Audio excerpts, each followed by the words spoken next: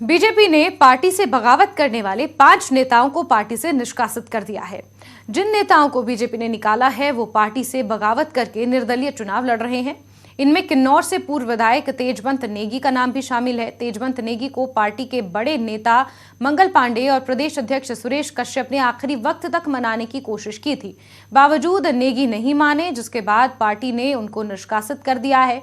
नेगी के अलावा जिन नेताओं को बीजेपी ने निकाला है उनमें आनी से पूर्व विधायक किशोरी लाल, इंदौरा से पूर्व विधायक मनोहर धीमान, फतेहपुर से पूर्व सांसद कृपाल परमार, नालागढ़ से पूर्व विधायक के.एल. ठाकुर के नाम शामिल हैं। तो कुल 5 ऐसे नेता हैं जिन्हें भाजपा ने पार्टी से निष्कासित किया है।